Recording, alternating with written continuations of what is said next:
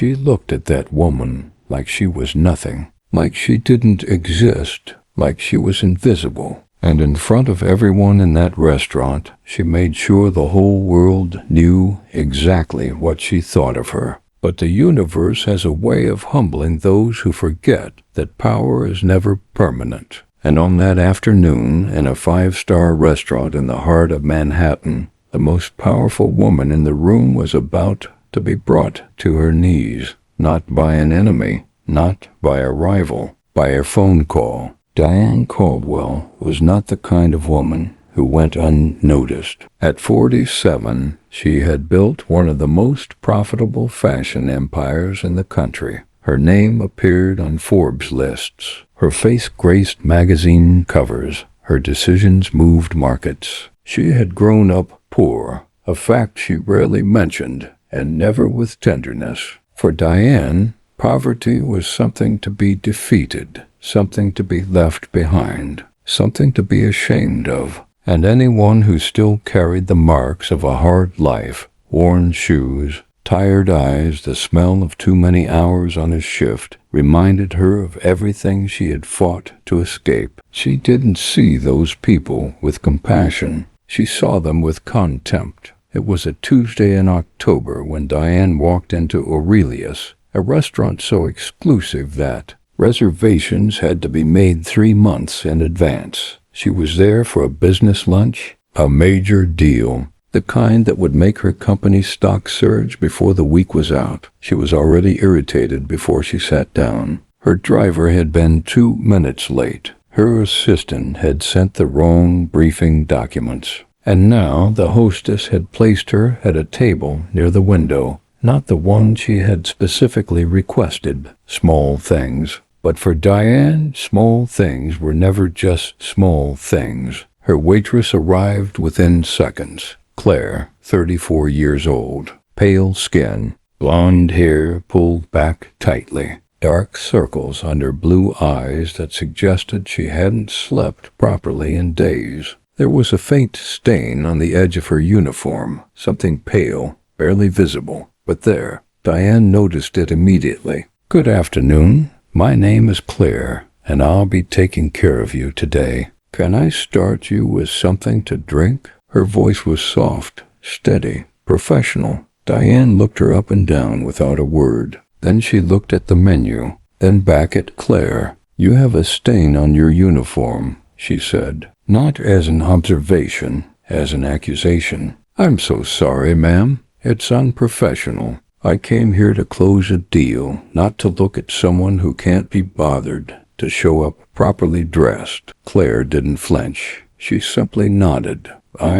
apologize. I assure you the service will be excellent. Shall I give you a moment with the menu?" Diane waved her away like smoke. The lunch went poorly, not because of Claire, who was attentive, quiet, and precise, but because Diane's business partner arrived distracted, and the deal she had counted on began to unravel before the first course was finished. By the time the main course arrived, Diane's patience had been worn down to nothing. It happened in a moment. Claire was refilling the water glasses when her hand caught the edge of a bread plate. A glass tipped. Water spilled across the white tablecloth, splashing the sleeve of Diane's blazer. The restaurant went quiet. "Oh my God," Claire reached instinctively for a cloth. "I'm so sorry, Diane stood up. She didn't raise her voice. She didn't need to. The room was already silent.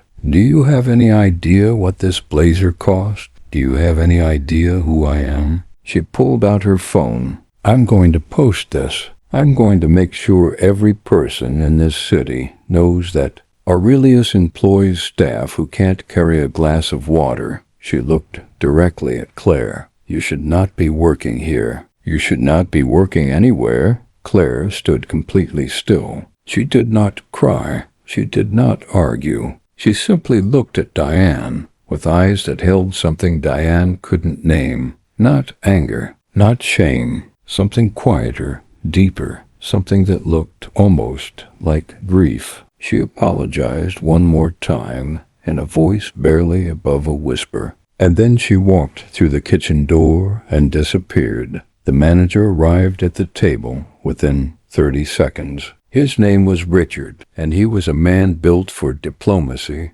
calm voice, careful words, the practiced expression of someone who had navigated difficult guests for 20 years. Mrs. Caldwell, on behalf of Aurelius, I sincerely apologize for the inconvenience. I want her dismissed, Diane said flatly, setting her phone down. Today, Richard paused. A barely perceptible pause, but a pause nonetheless. I understand your frustration. I want you to know that Claire is going through an extraordinarily difficult time at the moment. Her performance today is not... Everyone has difficult times, Richard. That's not my concern. Your staff is. He nodded, said nothing more, and walked away. Diane's business partner excused himself shortly after. The deal was postponed. The lunch was a failure. She sat alone at the table, finishing a glass of wine, when she heard it, a whisper.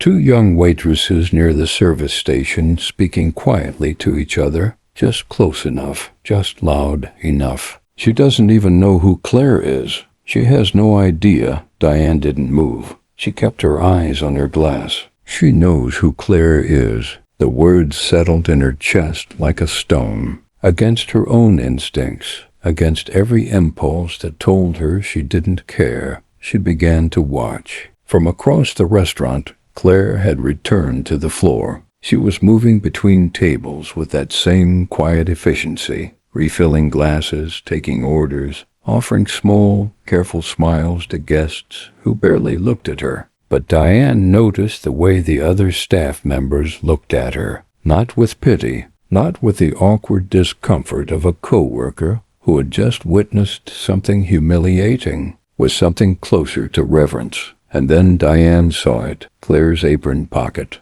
the corner of a photograph, folded and worn from handling, peeking out from the edge. Two children. That's all Diane could make out from a distance. Two small faces, a flash of color. Claire reached into her pocket between tables, touched the photograph briefly with her fingertips, not looking at it, just touching it, and then straightened her shoulders and kept walking. It was such a small gesture. Diane didn't know why it stayed with her. Her phone rang. It was Marcus, her personal assistant of 11 years, a man who never called unless it was necessary. Mrs. Caldwell. His voice was careful. Too careful. Are you sitting down? Marcus, I'm in the middle of... Please, ma'am. I need to tell you something about the anonymous donation. The one that paid for Sophie's surgery? Diane's hand tightened on the phone. Sophie, her daughter. Her 7-year-old daughter, who 3 years ago had been diagnosed with a rare congenital heart defect,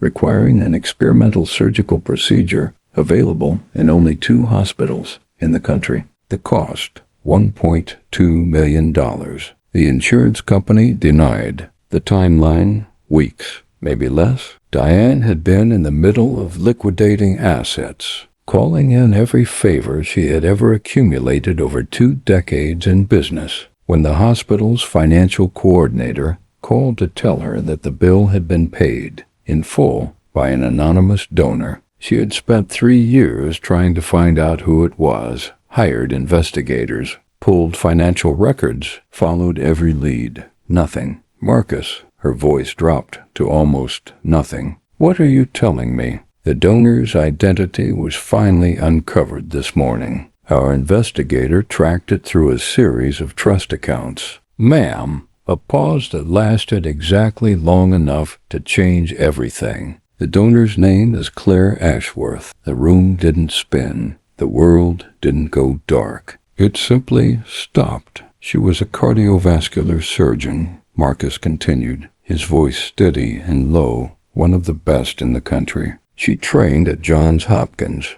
She specialized in pediatric cardiac procedures. 3.5 years ago, she was in a car accident. She survived, but the injuries ended her surgical career permanently. She lost her license. She lost her practice. She lost... He stopped. She lost both of her children in the accident, ma'am. That same night, Diane could not speak. She had savings, investments from years of practice, and she gave them all away to patients whose procedures weren't covered. Yours was the last one. After that transfer, she had almost nothing left. That's why He didn't finish the sentence. He didn't need to. Diane lowered the phone slowly. She looked up. Across the restaurant, through the soft golden light of the dining room, she could see Claire at a corner table, clearing dishes, folding napkins, moving with the quiet, mechanical purpose of someone who has learned to exist inside pain. The photograph in her apron pocket. 2 children. The woman who had no reason left to be kind to anyone. The woman who had lost everything, her career, her children, her entire life, and still, in the wreckage of all of it, had written a check for $1.2 million to save the daughter of a stranger. The tears came before Diane understood they were coming. Not delicate tears. Not the kind that can be quietly pressed away with a fingertip. The kind that break open something you have spent a very long time keeping closed. She stood up. Her chair scraped against the marble floor. A few guests looked over. She didn't notice them. She crossed the restaurant. She stopped in front of Claire. And for the first time and longer than she could remember, Diane Caldwell, the woman who had built an empire on the belief that weakness was something to be despised, had absolutely nothing to say.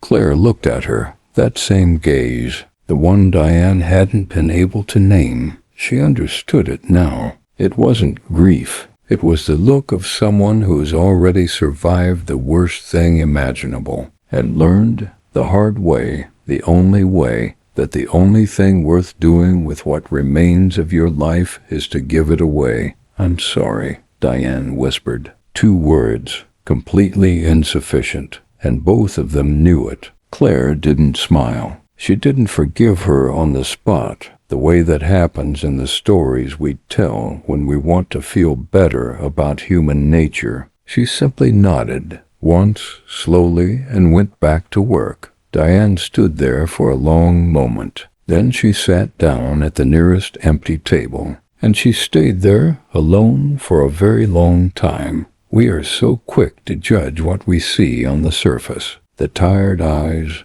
the worn uniform, the stain that shouldn't be there, the life that doesn't look the way we think a life should look. We look at people and we decide in a fraction of a second what they are worth. We never stop to ask what they have survived. We never stop to ask what they have given. Claire Ashworth had given everything she had to keep a little girl alive, and the mother of that little girl had stood in front of her and told her she was nothing. The most dangerous kind of blindness is not the kind that keeps us from seeing the world. It's the kind that keeps us from seeing people. The next time you look at someone and feel the impulse to judge, pause. You do not know their story. You do not know what they have carried. You do not know what they have quietly, without recognition, without reward, done for someone else. Dignity is not something that can be measured by the clothes a person wears or the table they serve. It is carried inside them. And some of the people who carry it most quietly are the ones who have had the most reason to let it go. Remember, Claire, and the next time the world gives you the chance to be kind to someone whose life looks harder than yours, take it.